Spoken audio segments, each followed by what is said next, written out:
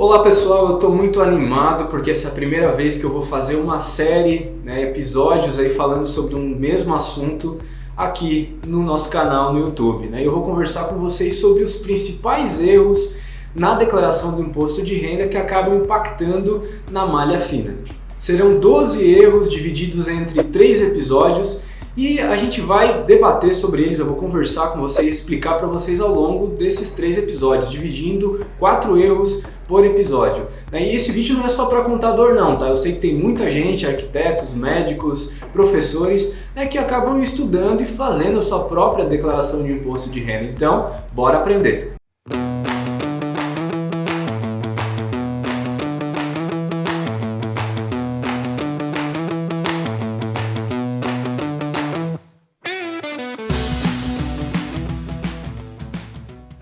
É importante fazer a declaração do imposto de renda com muito cuidado, porque se você omitir um rendimento, por exemplo, você está sujeito aí até 75% de multa sobre o valor devido de imposto. E se for detectada uma fraude, aí aumenta, pode chegar até 150% de multa. Eu destaco também que eu estou gravando esse vídeo no dia 8 de abril, ele deve ter subido para o canal no final agora de abril, e o prazo hoje para a declaração de imposto de renda é o último dia de abril, dia 31 de abril. Está se discutindo no momento no Congresso a ampliação desse prazo, a prorrogação para o dia 31 de julho. Já foi aprovado lá na Câmara dos Deputados, no Senado, teve algumas modificações, então vai ter que ser validado lá novamente, depois segue para a sanção do presidente Bolsonaro. Então pode ser que quando você estiver assistindo esse vídeo, o prazo aí já esteja prorrogado e você possa utilizar as dicas que você vai aprender hoje. Caso o prazo não for prorrogado, você pode utilizar para a próxima apuração do imposto de renda no ano que vem. Então vamos lá, pessoal, vamos conversar sobre esses principais erros que acarretam na malha fina, começando hoje com 4 erros. O primeiro deles, informar valores errados. Pois é, pessoal, você tem que ter muito cuidado na hora de informar os seus rendimentos, principalmente aqueles que possuem impostos retidos na fonte. A Receita Federal ela tem maneiras de cruzar essas informações e se você omitir esses rendimentos, ela pode detectar isso facilmente. Em alguns casos, o erro pode ser ocasionado pela redação do valor informado. Se, por exemplo, você quiser colocar R$1.000 e você utilizar uma vírgula, como você está vendo aí na tela, a Receita Federal vai entender que você colocou o valor de R$1. A vírgula, na verdade, ela tem que ser usada no final para separar centavos. Então a vírgula e pontos têm diferenciação nesse sentido e é importante prestar atenção nisso. Agora vamos falar do segundo erro, que é omitir pensão alimentícia.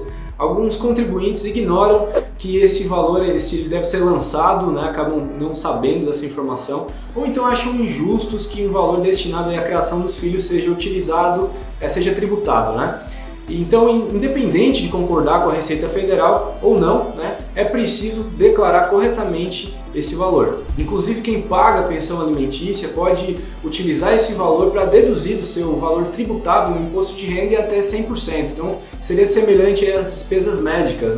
Se eu pago R$3.000, R$2.000, R$5.000 de pensão alimentícia, eu posso utilizar esse valor para abater do meu próprio imposto de renda, eu sendo o pagador no caso. Já para quem recebe o valor da pensão, isso tem que ser declarado ali com um rendimento seu como se fosse um salário, inclusive, mesmo se esse valor não for pago diretamente ao titular, mas a um dos seus dependentes. O terceiro erro, esse é muito comum, trata-se de abater despesas médicas que não são dedutíveis. Como a dedução de gastos com saúde ela não possui limite, muitas pessoas acabam ficando tentadas a lançar toda a despesa médica, inclusive aquelas que não são suas e nem de seus dependentes, o que não pode ser feito. Por exemplo, eu pego uma despesa médica do meu pai, de um tio meu, e mesmo eu pagando, eu começo a querer utilizar esse valor aí para abater do meu imposto de renda. Não pode. De acordo com a Receita Federal, o contribuinte ele só pode deduzir despesas médicas feitas, gastas em benefício próprio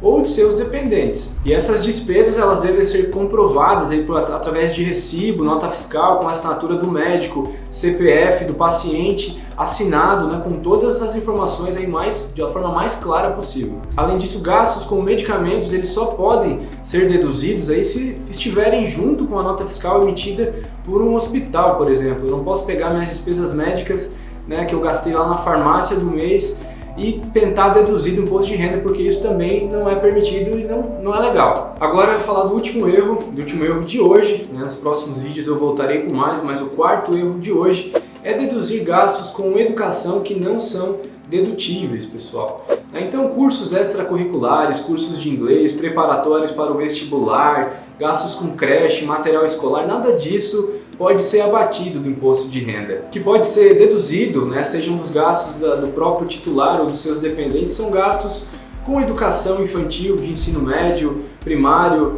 segundo grau, faculdade, mestrado, doutorado, pós-graduação. Esses sim podem ser deduzidos sim do imposto de renda.